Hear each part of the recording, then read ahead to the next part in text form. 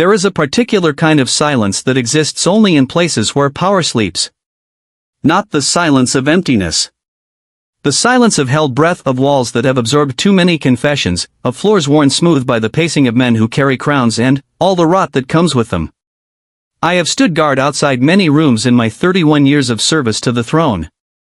I have heard things that were not meant for my ears. Wept daughters. Drunk generals. The low, specific sound a man makes when he finally admits something to himself that he has been refusing for a very long time. But I had never, in 31 years, heard that voice coming from behind that door. And what it said will follow me into whatever grave they dig for men like me. The quiet ones. The ones who stand outside the door and carry the weight of what leaks through the cracks. You think this is a story about a king? It isn't.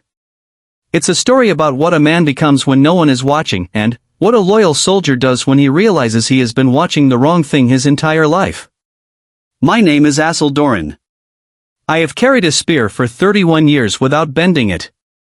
This is the night I learned why I was really holding it.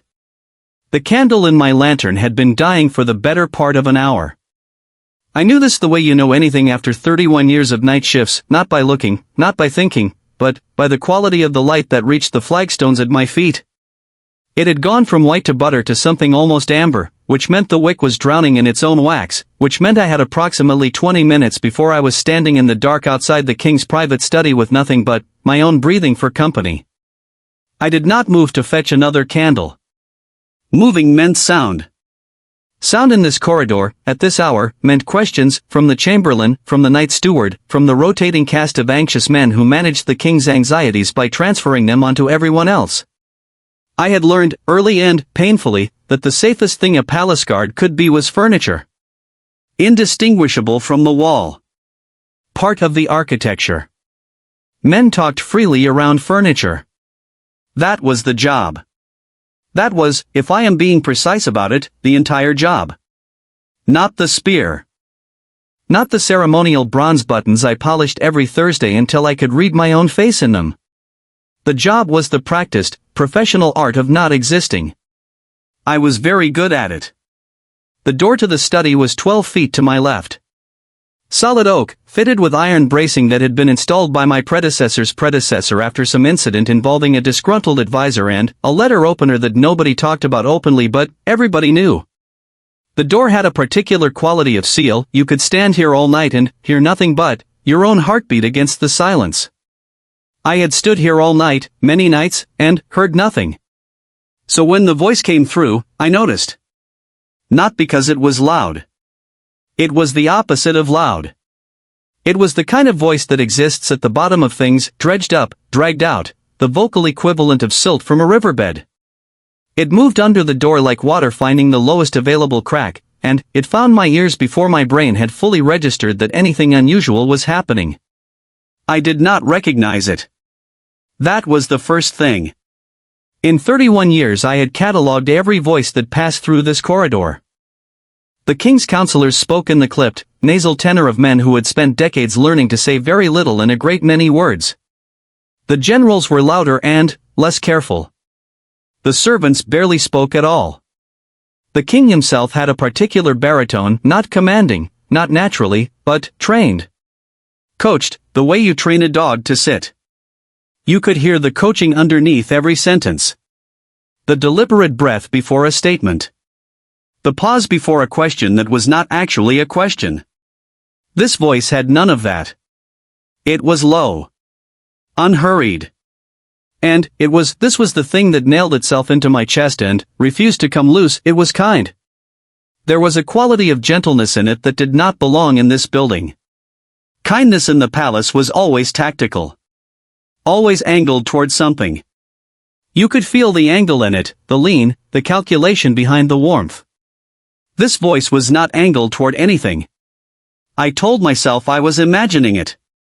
31 years of standing in dark corridors does things to the mind, particular things, personal things, the kind of things I kept a small journal about and never showed anyone. I have seen guards convince themselves they heard weeping from sealed rooms, laughter from empty chapels, footsteps from deserted wings. Night shift does not make you crazy exactly. It makes you porous. You absorb the building's history until the building speaks to you in it. I told myself this. I did not move away from the door. The voice rose slightly, not in anger, not in volume, but in feeling, the way a sentence rises when the person speaking it is trying to hold something together that keeps wanting to fall apart. I caught fragments. Not words, exactly. The shape of words, the emotional architecture of them. A question. A long pause. Something that sounded like a name said very carefully, the way you say the name of a person you are afraid of losing. My heart was doing something I did not have professional language for. I had not been afraid of very much in 31 years. I had stood guard through a siege, through 2 succession crises, through an assassination attempt that left blood on these same flagstones that no amount of scrubbing had fully erased. You could still see it in certain lights, a shadow shaped like a man's panic. I had held my post through all of it. The spear level, the face neutral, the body furniture. This was different.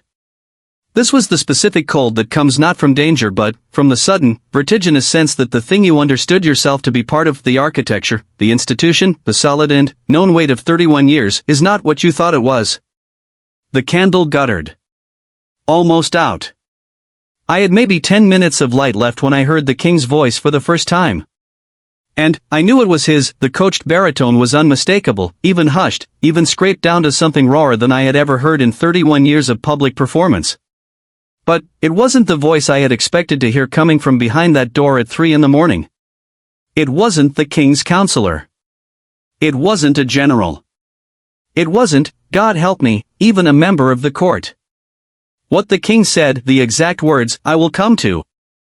I have been building toward it the way you build toward the moment in a confession when the confessor finally stops giving you the surrounding context and says the actual thing. You need the surrounding context. Without it, the thing itself doesn't carry its weight. Without it, it's just words. And it was not just words. It was 31 years of something cracking open. But first, what I did. Which was to do nothing. That was the trained response. That was 31 years of professional furniture being distilled into its purest form. The voice continued, both voices, actually, because the other one answered, low and unhurried, and I stood in the dying amber light and I did not move and I told myself I was not listening. I was absolutely listening. My name, when I came to the palace, was Doran, which in the old tongue of my province means roughly the narrow one or the one who fits through small spaces, depending on which grandmother you asked. I was 17. I had walked 4 days to reach the capital because there had been a general enlistment and my family had 5 sons and I was the middle one, which in the mathematics of survival meant I was the most expendable and the one most likely to survive simultaneously. My mother had pressed a small bronze coin into my hand at the gate. A lucky coin, she said. From your grandfather's war. I had kept it in my left boot for 31 years. It was worn down to almost nothing now. The face on one side was just a suggestion of a face, the inscription on the other side illegible. But the weight of it was familiar. I noticed it in the absence more than the presence. If my boot felt wrong, it was because I'd switched boots without transferring the coin. Small things. The spine of a life. I had come to the palace and I had been assessed, trained, assigned, and gradually promoted through the ranks of the palace guard through the single mechanism of being relentlessly, almost pathologically reliable. Not talented. Not exceptional in any obvious way. Just there. Always there. Post filled, task completed, no drama, no incident, no record of a single complaint in 31 years of service. The king's chamberlain, a man named Voreth who had been old when I arrived and was now something beyond old, something approaching geological, had once said about me, Doran is not the sharpest sword in the armory. But he is the one you trust to hold the line. He meant it as a compliment. I had received it as one. Now, standing in the corridor with my dying candle and the voices coming through the door, I was thinking about Voreth's compliment for the first time in years. Thinking about what it meant to hold a line. What exactly was being held. What you were holding it against. I was a good soldier. I was, I think, genuinely a decent man, in the limited, private way that men in my position could afford to be decent. I had not bent rules, had not taken bribes, had not participated in the specific cruelties that power tends to generate around itself the way certain damp walls generate mold. I had looked away from things when looking away was required. I had not interfered. I had been, as promised, furniture. But, furniture hears everything. I had heard, in 31 years, the king's eldest son weeping behind a locked door the night before his betrothal. The Councillor Brath telling a woman whose name I never learned that if she came back to this building again she would be found in the river.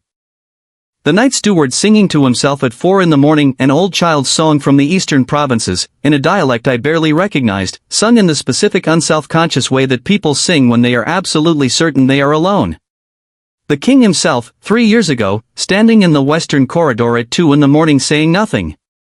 Just standing there in the dark. For 40 minutes. I had watched him from my post at the junction. He had not moved. Had not spoken. Had not, as far as I could tell, done anything except exist in the darkness with a particular quality of stillness that was not peaceful. It was the stillness of a man holding himself together by force of will, the way you hold a cracked vessel, not repaired, just held. I had not spoken to him. He had not acknowledged me. After 40 minutes he had walked back to his chambers. I had stood at my post and entered nothing in my record and gone home at dawn and sat in my kitchen and drunk cold tea and thought about nothing for a long time. This is what I mean when I say furniture hears everything. It is not comfortable knowledge. It is not knowledge that makes you wise or powerful or even particularly interesting. It is just weight. The accumulated weight of being present in the periphery of other people's real lives while your own exists in a kind of adjacent suspension. I had 31 years of that weight and nowhere to put it.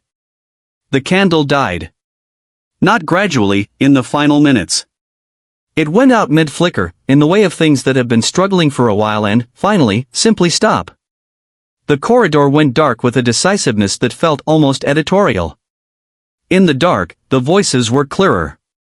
This is a physical fact, not a metaphor, though it is also a metaphor. When you remove the visual information, the auditory information sharpens to compensate. The brain, denied one input, turns up the gain on another. In the sudden total dark of the corridor, the voices coming through the door were no longer fragments. They were words. The first voice, the unknown one, the kind one, the one dragged up from the bottom of something, was saying, "You have been carrying this alone for too long." A silence. "I know," said the king. Not the king's public voice. Not the coached baritone with the deliberate breath and the trained pause. Something underneath that. Something older, scraped down to its base material. The voice of the man inside the role, speaking to whoever was in that room in the only way he apparently knew how, which was like a person at the end of a very long performance who has finally been told he can sit down. "You have been carrying this alone for too long," the first voice said again, and there was no impatience in the repetition. It was not rebuking. It was establishing. The way you establish a fact for someone who has been refusing it. "I know," said the king again. I stood in the dark. My hands were at my sides. The spear was in its ceremonial brace against the wall, which is where it lived at night, purely symbolic at this hour, a decoration shaped like a weapon. My left boot held its coin. My face was doing what it always did, which was nothing, which was the face of furniture. Underneath that, my heart was going. Not fast. Not the adrenaline-sharp percussion of a crisis. Something slower and heavier. A deep, cellular thudding, the kind that comes when something you have organized your entire understanding around is in the process of reorganizing itself without asking your permission. I had understood the king. I had understood this building. I had understood my place in the architecture of both. I was the narrow one, the reliable one, the one you trusted to hold the line. What was the line? I was standing in the dark with that question for the first time in 31 years, and it turned out the dark was very large and the question had no edges I could find. The next thing I heard was not words. It was the sound of a man crying. Not the performed grief of ceremony, not the theatrical expression of public sorrow at funerals and declarations and the deaths of important men. This was the ugly, involuntary, structurally embarrassing sound of a person who has been not crying for a very long time finally failing at it. It was brief. It stopped itself almost immediately, the way a man stops himself, through the application of will, through the trained muscle of public composure asserting itself even in private, because 30 years of being a king apparently makes the performance the only self that's left. But, it was there. For approximately 4 seconds, through a solid oak door, in a dark corridor, at 3 in the morning, I heard the king of this country cry. And, then, the unknown voice, low, unhurried, kind with the specific bone-deep kindness of someone who has seen a great deal of suffering and has not been hardened by it but carved by it, made precise, said, "That's all right." 2 words. That's all right. Not you're all right. Not it will be all right. Not the future tense reassurance that papers over the present tense wound. The present. The thing that was happening. Right now, right here, this is all right. You doing this is all right. You, specifically, with your crown and your coached baritone and your 40 minutes standing in a dark corridor, you are allowed to do this. I leaned back against the wall. My spine found the stone. The stone was cold and very old and had been holding up this building for 400 years and would go on doing so long after every person currently inside it was dust. There was something steadying about that. The impersonal longevity of stone. Furniture's furniture. I stood in the dark and I did not move and I did not exist and I breathed. And I thought about my mother's lucky coin, worn down to almost nothing in my boot. I thought about what face had been on it once, what inscription, what small declaration of identity had been gradually erased by 31 years of walking until it was just a circle of metal, still carrying its weight, still recognized by my foot as the right thing, just legible no longer. Just presence. Just the fact of itself. I thought, I have been standing outside doors my entire life. I thought, and I have never once asked what I was standing outside of. The voices inside the study had gone quiet. Not the silence of absence, the different silence, the one that lives in rooms after something important has been said and both people in the room are sitting with it. Companionable silence. The silence of 2 people not being alone together. My candle was dead. My shift ended at dawn.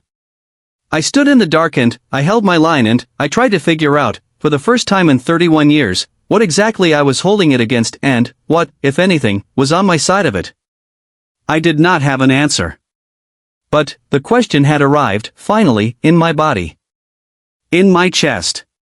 In the slow heavy thudding of my heart against the inside of its cage. It had arrived and it was not going anywhere. Somewhere before dawn, I cannot say exactly when, the dark had that quality of erasure that comes in the deepest hours. I heard movement inside the study. The scrape of a chair. Footsteps. The particular sound of 2 people making the small navigational adjustments that people make when they are about to separate, the gathering of themselves, the reassembly of the public self over the private one. I had approximately 15 seconds.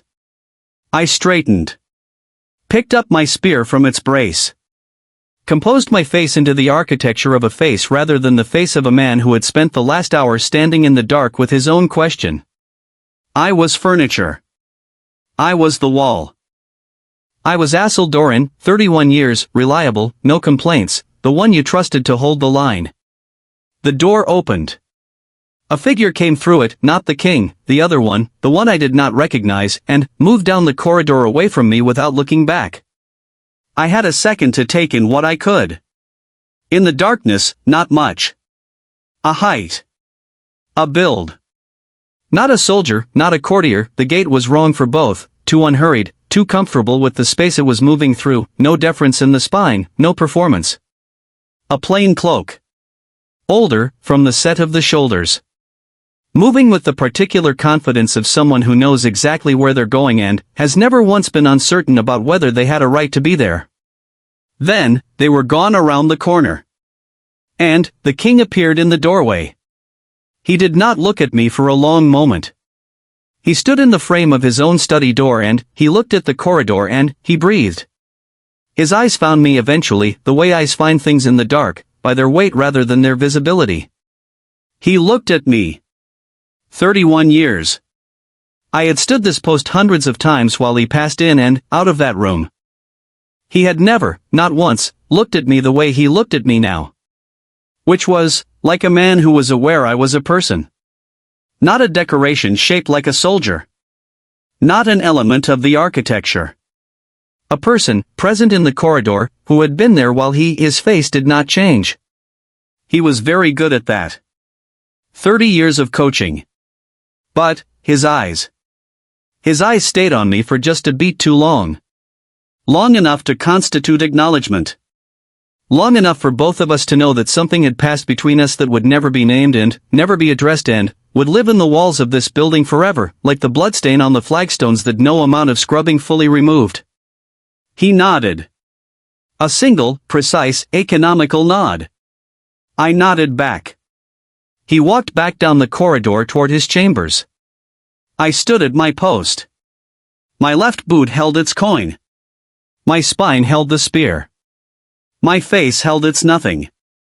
Inside my chest, 31 years of held questions moved around in the dark like water finding its level, and I stood there and felt the floor of myself shifting under the weight of them, and I did not drop the spear, and I did not leave my post, and I was, as advertised, completely reliable. Completely there. Just different, now. The way a thing is different after it cracks, even when it doesn't break. The crack is load-bearing too, it turns out. Part of what holds the structure up. I stood until dawn. When my replacement arrived, I handed over the post and walked down the corridor and did not look at the study door and did not look at the flagstone bloodstain and did not fish the coin out of my boot until I was outside the palace gates in the gray early morning with the city beginning its noise around me. I held the coin in my palm. Circle of metal. Worn face. Illegible inscription. 31 years of luck, or wait, or whatever it had been. I put it back. I went home. I sat in my kitchen. I opened the small journal where I kept the things that were not fit for official record. I wrote 3 words and, then, sat looking at them for a long time before I closed the book. The 3 words were, who was that? Not a question, the way I wrote it. A beginning. I did not sleep. This was not unusual. Sleep, after a night shift, has always been a negotiation I frequently lost. The body wanted it, the brain refused to vacate the building. But, this particular morning the sleeplessness had a different texture. Most mornings I lay in the gray light of my rented room above the cobbler's shop and thought about nothing with the thoroughness of a man who has made nothing his professional practice. A kind of competitive vacancy. This morning I lay in the gray light and thought about a voice. The quality of it. The kindness. The way kindness in that building was always a surface over something else, and this had been deep. All the way down. Kindness with no subfloor. You have been carrying this alone for too long. I rolled onto my side and looked at the wall, which was plaster, which was cracked in one corner in a pattern that had been there since I moved in 6 years ago and which I had looked at so many times it had ceased to register. This morning I looked at it as though I were seeing it fresh. The crack went from the ceiling to approximately halfway down, then branched. One branch continued toward the floor. The other veered sideways, then stopped. Going nowhere. Held. I got up. My journal was on the table where I had left it, open to the 3 words. I read them again. Who was that? Then, I made tea that I did not drink and sat at the table and thought with the specific disciplined focus of a man trying to cross-reference 31 years of accumulated peripheral observation against a single overheard voice in a dark corridor. What I had, concretely, not a courtier. Not a soldier. Not any of the regular visitors whose voices and footsteps and ways of moving through the palace I had encoded over decades of professional noticing. Not young, the set of the shoulders. Not servile, no performance in the spine. Comfortable with the palace in a way that suggested familiarity rather than authority. Not afraid of being there. Not, as far as I could determine, afraid of much at all. The king had not wanted to be seen with this person. Or, no. Not that. The king had not arranged to be seen with this person. Those were different things. One was shame. The other was simply privacy. A man protected what he valued. A man hid what he was ashamed of. The distinction mattered. What I had heard through that door was not shame. I had heard 31 years of shame. Shame in that building had a sound. This was not it. This was, I kept coming back to the word, because it was the right word, and I was not accustomed to having the right word, my verbal vocabulary being largely composed of military terminology and the small practical language of a man who lived alone above a cobbler's shop. This was intimacy. The king had an intimate. And I did not know who it was. I want to be careful here about what I was feeling and what I tell myself I was feeling, because these are different things, and I was 31 years into a practice of confusing them. I was not jealous. That would be a strange and specific madness, jealous of the king's private relationships, me, the narrow one, the furniture, the man whose job description was contained entirely in the phrase "hold the line."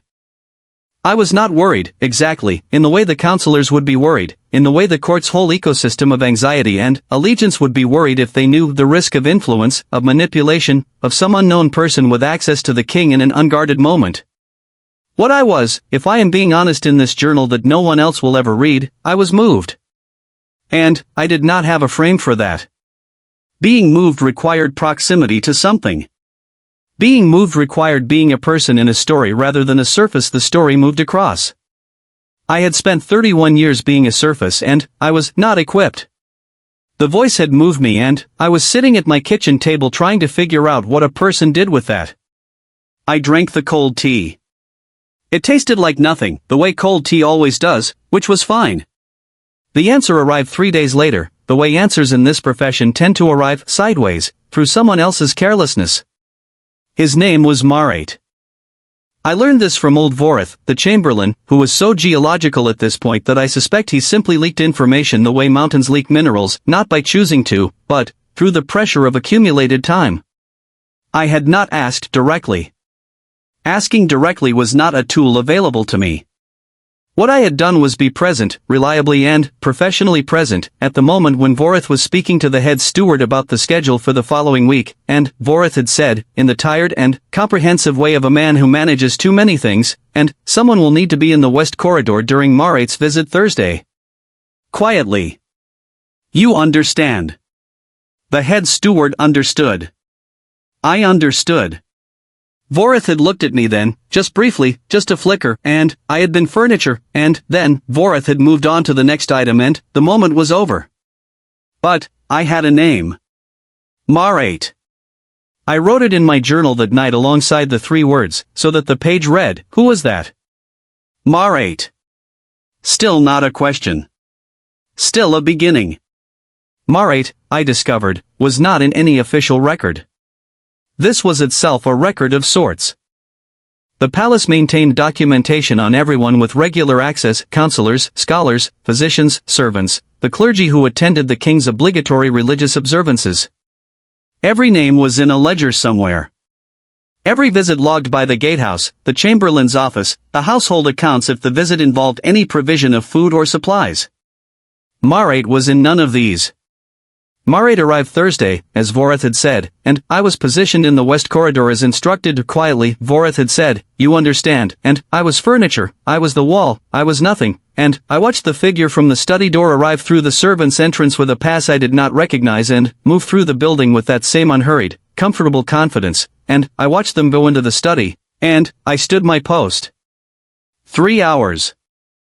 I stood my post for 3 hours without moving, which I was extremely good at, and at the end of the 3 hours Marate came back out and went back through the servants' entrance, and the king came to the door of the study and stood there for a moment in the way he'd stood there before, assembling, and then went back inside and closed the door.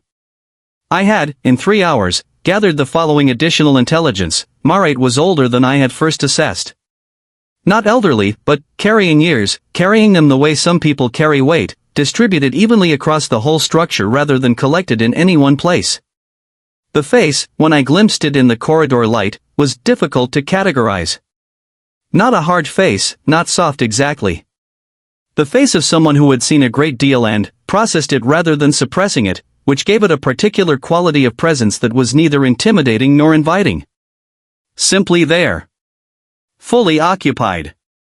Marit looked, in passing, directly at me.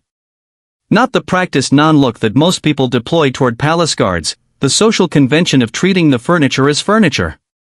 A real look. Brief, not aggressive, just acknowledgement. You are here. I see that you are here. I am not pretending you are not here. Then, past me, down the corridor, gone. I stood at my post for another long moment after Marit disappeared and tried to identify what had just happened in my chest. Something had loosened. I had been looked at, directly and, without calculation, by someone who owed me nothing and wanted nothing from me, and something in my chest had loosened like a boot lacing that had been too tight for so long you forgot it was hurting you. This was, I realized, what being seen felt like. I had not been seen in a very long time. The second time I encountered Marit, it was not during a scheduled visit and I was not at my post. It was the kitchen. The palace kitchen at 5 a.m. is a specific kind of chaos, not the dinner chaos, not the performative frenzy of preparing for state events, but the low, pragmatic, unsentimental work of feeding a large building before the building wakes up. Bread. Stock. The particular clattering language of early morning cooking, which requires no ceremony and no performance and sounds, therefore, completely different from the rest of the building. I went to the kitchen at 5 a.m. sometimes, on my way out after a night shift, because the cook's assistant, a woman named Hesta who had been there almost as long as I had and who spoke to me in the direct, efficient way of someone who had long ago decided I was furniture and then revised that assessment and never gotten around to recategorizing me fully, sometimes left out something hot. Marit was sitting at the long table in the kitchen at 5 a.m. eating porridge. I stopped in the doorway. Marit looked up. The kitchen was warm and loud with the sounds of early work and the light was the low yellow of cooking fires and there was flour on the air. Come in, Marit said. Not the king's visitor, not the mystery of the study door. Just a person eating porridge, occupying a bench, making the pragmatic social determination that someone standing in a doorway should be told to come through it. I came in. Hesta materialized at my elbow with a bowl without being asked, which she did for me sometimes, which I had always been privately grateful for without having words for the gratitude, and I sat down at the long table at a socially appropriate distance and I ate. For a while we ate in the comfortable silence of two people who had no claims on each other and, therefore no performance to sustain. Marit said, without looking up, "You've been on the West Corridor." Not an accusation. An observation. The same quality of voice I had heard through the door, unhurried, going nowhere, not leaning. Yes, I said. Long time, by the look of you. 31 years. Marit set down the spoon and looked at me with the same direct, unchoreographed attention as the corridor. That's a long time to be in one place. I suppose. I turned my bowl. It suited me. And, now? I looked at this person, at Marit, whose name I had found in the margin of a conversation I was not supposed to have heard, whose presence in this building was deliberately unrecorded, who had spent 3 hours in the king's study and come away with nothing on their face except the quiet satisfaction of someone who had done useful work, and I tried to answer. The honest answer was that I did not know whether it still suited me. That 31 years had been, until approximately 4 days ago, a complete and sufficient answer to any question about my life and my purpose, and now it felt like a room I had been living in that had just developed a window, and the window showed that there was weather, which I had previously had no evidence of. What I said was, "I'm still working that out." Marit nodded.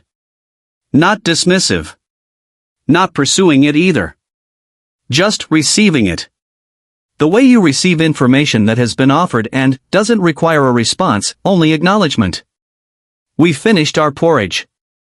Hesta came back and took the bowls and did not say anything to either of us, which was her particular form of respect. At the door, Marit paused. "He's better," Marit said. Not to me, exactly. To the doorframe, or the air, or some recipient I wasn't meant to specify. Then he was. I want you to know that, since you've been standing out there. I opened my mouth. Closed it. "31 years, Marate said, and now there was something in the voice, not pity, nothing so condescending as pity, something closer to the acknowledgement between two people who have each, in their own way, stood in the cold for a very long time. That's a lot of nights to stand outside a door. You've done him more good than you know." And then, Marate was gone, out through the servants' entrance, into the pre-dawn grey, and I was standing in the doorway of the kitchen holding nothing and feeling as though I had been handed something I didn't yet have a pocket for. I went home. I climbed the stairs above the cobbler's shop. I sat at my table. I opened my journal to the page where I had written "Who was that?" Marate. I wrote, underneath, "He's better." I sat with that for a long time. He's better. 31 years of the king standing in dark corridors, of the coached baritone with its manufactured confidence, of the succession crises and the blood-stained flagstones and the 40 minutes of absolute stillness in the western wing, 31 years of being the wall outside a life I could hear but not see, could feel through stone and would but never touch. He's better. I did not know what Marate was to the king. I did not know the shape or history of whatever existed behind that study door, what wound or grief or old specific sorrow had been carried alone for too long before Marate came to carry it alongside. I was furniture. I was the narrow one. I was not owed that knowledge. But I had been told that the man I had guarded for 31 years was better than he had been. And something in my chest, the thing that had been loosening since Marate looked at me in the corridor, since that's all right came through the door, since the sound of a man crying briefly and then stopping, the thing finished loosening. I closed the journal. Outside my window the city was beginning. The cobbler below me was already at work, the familiar rhythmic sound of his tools on leather, the small steady industry of a man who knew his work. The bread cart was on the street. Someone's child was already screaming about something of presumably great importance. I sat in my kitchen and I let the sounds of things continuing enter me, and I breathed, and I thought about Marate's eyes, direct, unchoreographed, no angle, and I thought, what does it cost a person to see others that clearly? I thought it must cost something. I thought you probably had to hollow yourself out a little first, had to clear the room of your own needs and fears and calculations, before you could see another person all the way through without your own reflection getting in the way. I thought, I am very full of myself. In the quiet way. In the furniture way. In the way of a man who has protected himself so completely that he has made of himself a very solid and reliable box. I thought, 31 years is a long time to be a box. I wrote one more line in the journal before I closed it. The line was, he sees clearly. Learn how. Not a question. Not a beginning, exactly. Something with a direction to it. Thursday came again.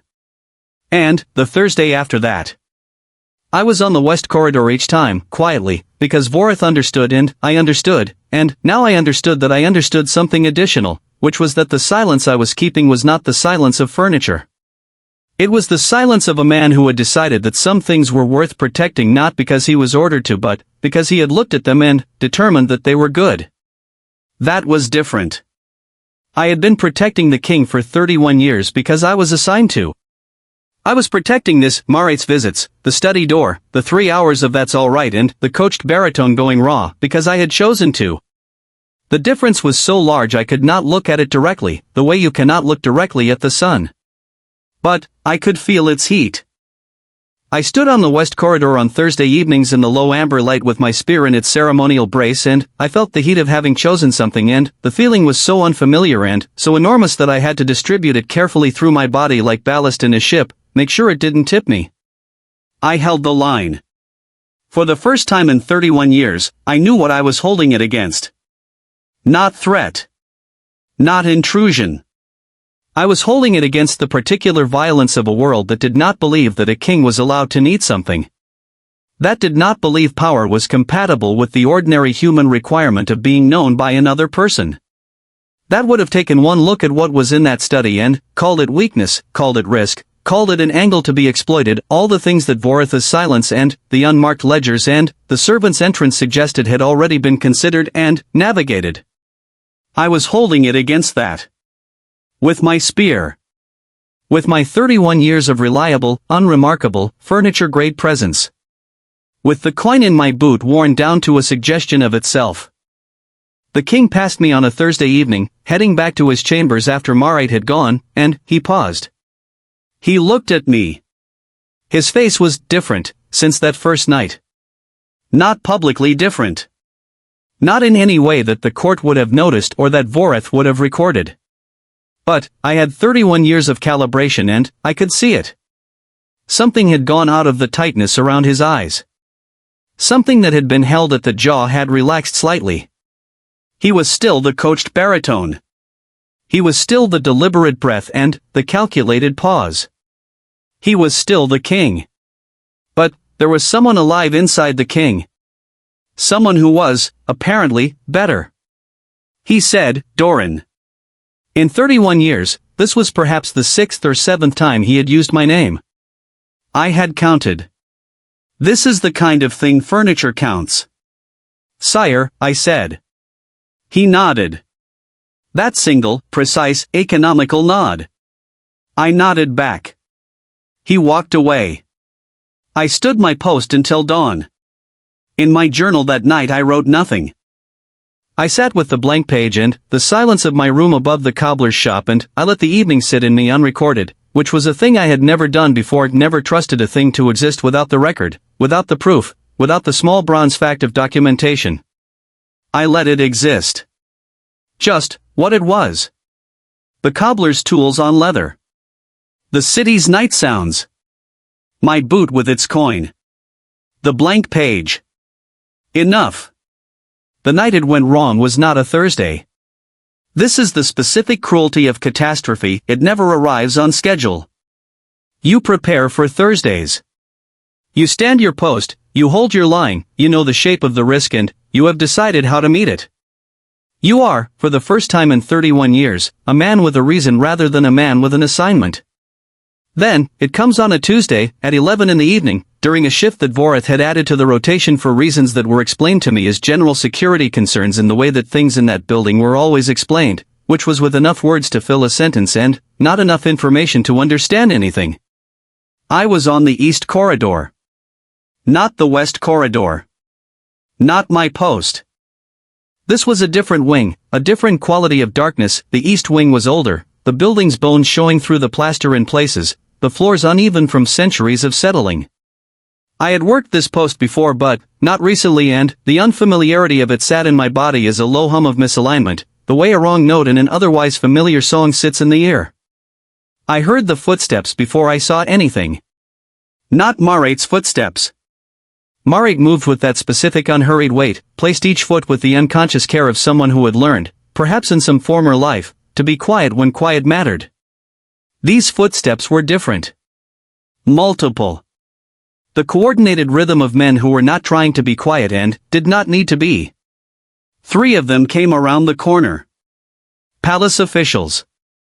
I recognized 2 members of the king's inner council, men who existed in the corridors of power with the specific airlessness of men who had never once looked at a guard directly.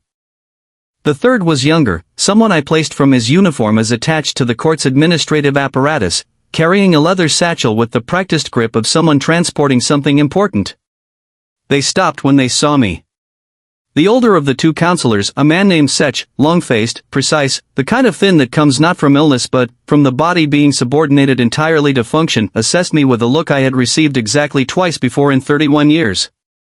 It was the look of someone who was deciding whether you are a problem. Doran, he said.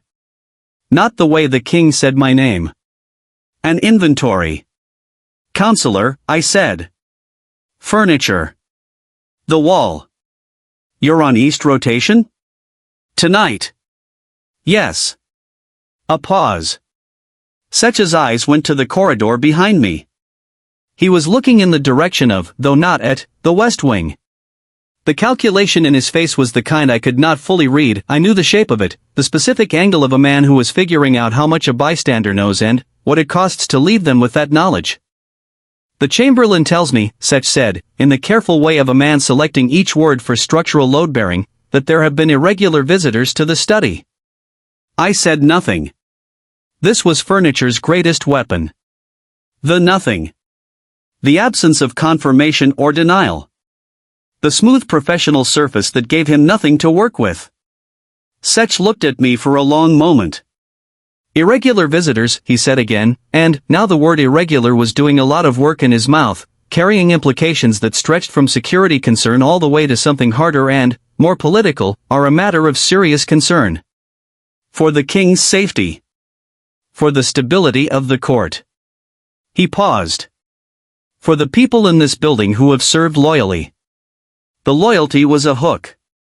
He was offering me a way to stand on the right side of something, to be among the people served rather than the problem. To confirm what he suspected and, be, in return, safe in my 31 years and, my record and, my reliable unremarkable furniture self. It was a good hook. I had bitten hooks like that before, in earlier years. Small things. The managed disappearance of information that made someone uncomfortable. The strategic vacancy when a record was being filled out. The particular look away that the building required periodically of its permanent fixtures. I looked at Sech. I looked at the young man with the satchel, who was not looking at me, who was doing the thing that everyone in that building eventually learned to do, which was to find a point slightly to the left of the immediate moral situation and stare at it until the moment passed. I thought about the sound through a door. You have been carrying this alone for too long. I thought about Maret's eyes. Direct. No angle. I thought about the king's face on a Thursday evening, the person alive inside the role, something gone out of the tightness. He's better. I wouldn't know anything about irregular visitors, I said. My post is where they put me. I keep my post. The surface of my voice was completely flat. Furniture flat. 31 years of nothing. Sech heard it anyway.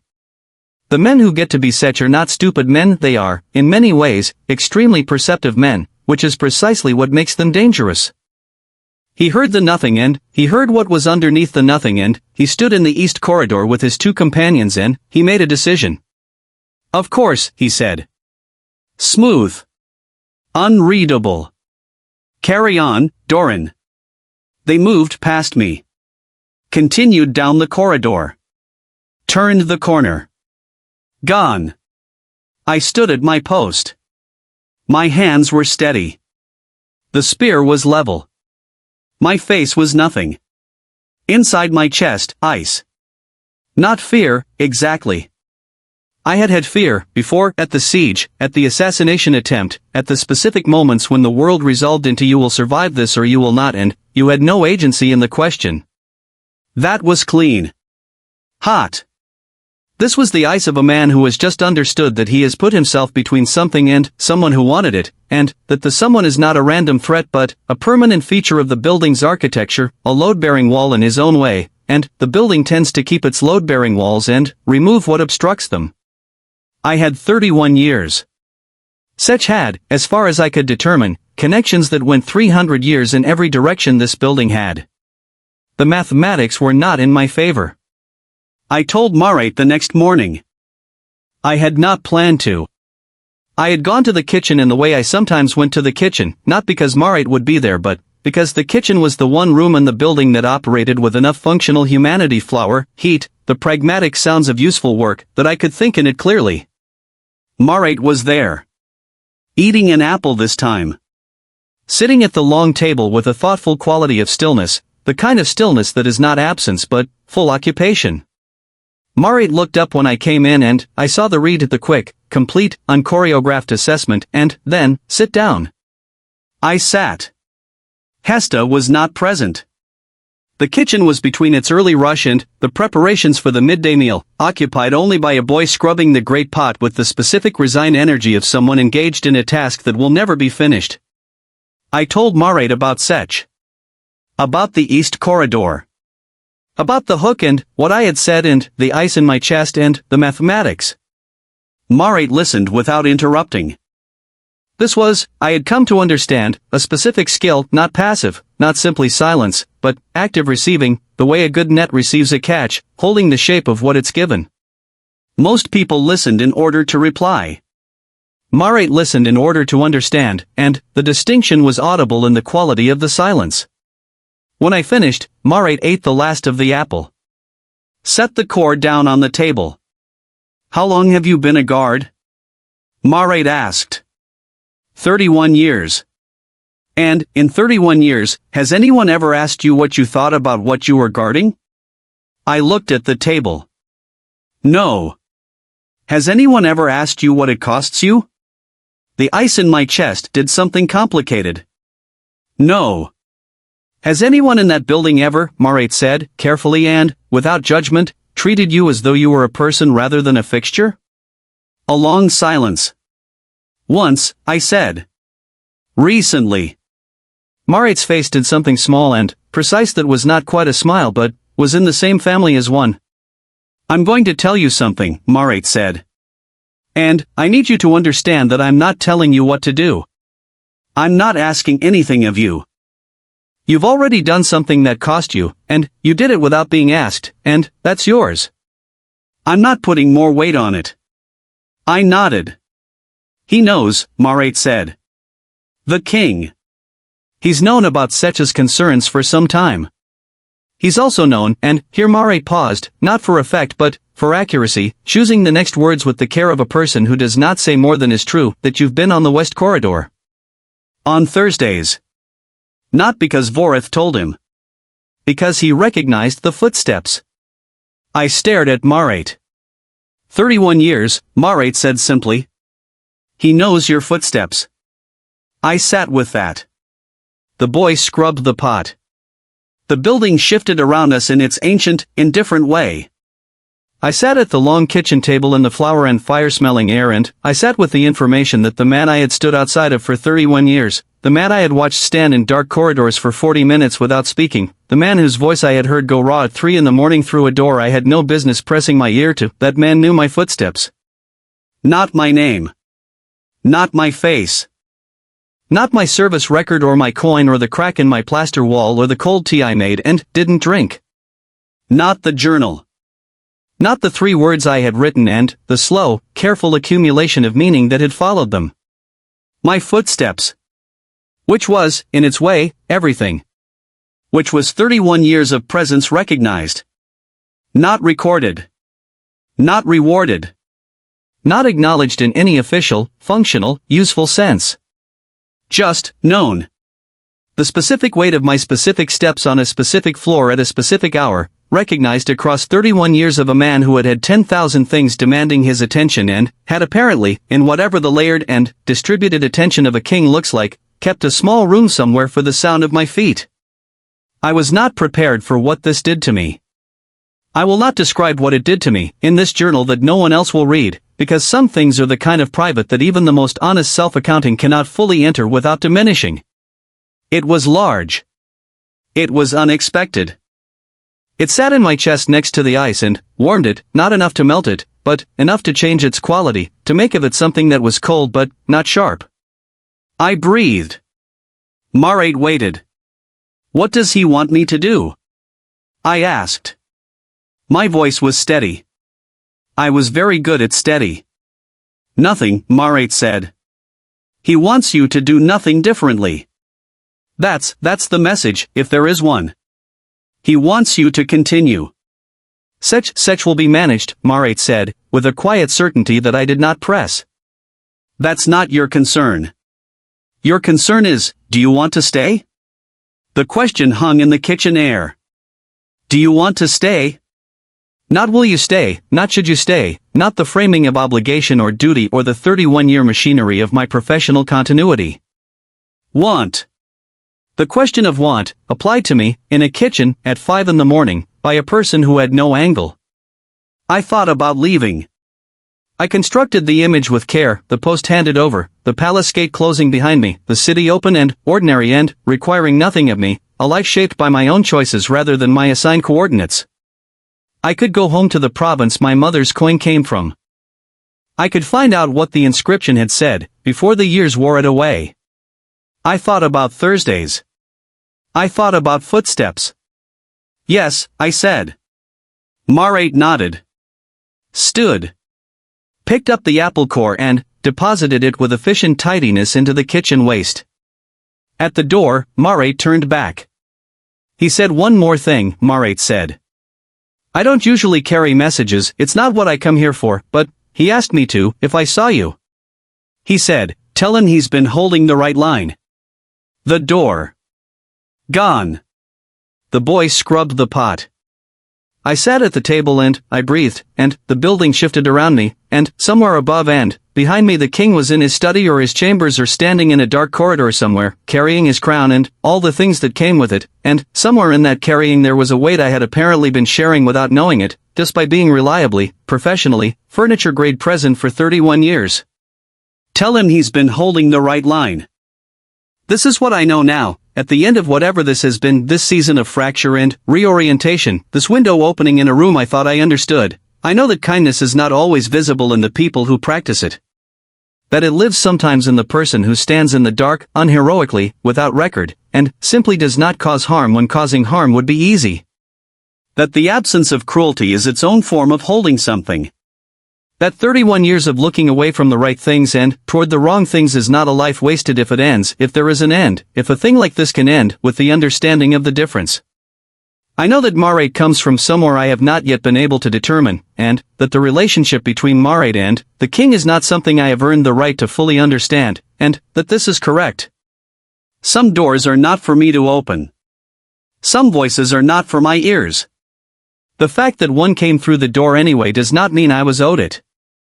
I was not owed it. I received it anyway. These things coexist. I know that Setch is not finished.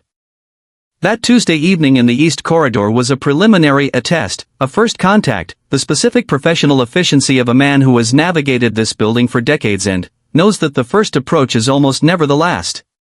The ice comes back, sometimes, at 3 in the morning when I am standing in a dark corridor and thinking about the mathematics. I do not pretend the ice away. I let it be cold and I hold the line next to it. I know that the coin in my boot is almost nothing now. Face gone, inscription gone, just the weight of itself. But the weight is real and the weight is enough and my boot knows it without looking. I know, and this is the one I am least certain of, the one I handle most carefully, the one I keep in the smallest room of myself, that being seen does not require being important. It requires only that someone with enough inner room looks at you. Marat looked at me. The king knew my footsteps. These were small things in the enormous machinery of a court and a reign and the long grinding passage of political time. They did not change the architecture. They did not put my name in any ledger. They changed me. Which is its own kind of record. Unverifiable, internal, worn smooth by handling, the inscription gradually becoming illegible, the fact of the weight remaining. The last Thursday I will write about, because after this the Thursdays are mine and not the journal's. I was on the West Corridor. Marat came through the servants' entrance and moved down the corridor and paused at me, not passing, not the corridor acknowledgement, but actually paused and looked at me for a full moment, the complete direct unchoreographed look, and then said a single thing: he's asked your name for the record. I looked at Marat. Vorith is putting it in the ledger, Marat said. Your name. West Corridor. Thursday evening. Standing post. A pause.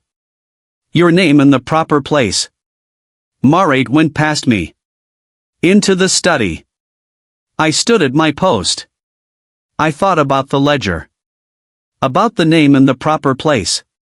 About 31 years of being the unmarked thing, the reliable gap in the record, the furniture that had kept its post through a siege and 2 succession crises and a blood-stained flagstone and a Tuesday evening in the East Corridor and the specific ice of a man who has stood between something and someone who wanted it. Assel Doran. 31 years. West Corridor. Thursday evening. Standing post. Not a beginning. Not a question. Just there. Present in the record. Present in the building. Present in the careful, unremarkable, holding the line way that I had always been present, except now the presence was chosen and named and set down in ink in the ledger where names went. I stood until Marat came back out. I stood until the king looked at me in the doorframe and nodded. I nodded back. I stood until dawn. I went home. I climbed the stairs. I sat at my table. I opened the journal and I looked at the first 3 words I had written, the words that had started this. Who was that? I turned to the next blank page. I wrote nothing. I sat with the nothing for a long time, the way you sit with something when the question has been answered not by information but by the gradual, cellular, entirely unannounced process of becoming someone who no longer needs to ask it. I closed the journal. I looked out the window. The cobbler was at work. The bread cart was on the street. Below me, someone was singing not the night steward's child's song, something different, something I didn't recognize from any province, in no dialect I had been trained to identify, just a person on the street in the morning singing something that was theirs. I opened the window. Let it in. Asil Doran served for 34 years before retiring on a Thursday morning in late autumn. Vorath noted the retirement in the ledger in his precise and geological hand. The entry below the record of service read simply, reliable. Which was, as it turned out, exactly right, and meant more than Vorath had ever intended, and more than Doran had ever understood, until the night he stood in the dark and heard a voice come through a door and learned the difference between holding a line and choosing one. The journal was never found. The coin, they say, he left on the gatehouse step when he walked out. Whether this is true no one can verify. The step is worn smooth in that particular spot from 31 years of a man's boot. You can still see the shape of it, if you know to look.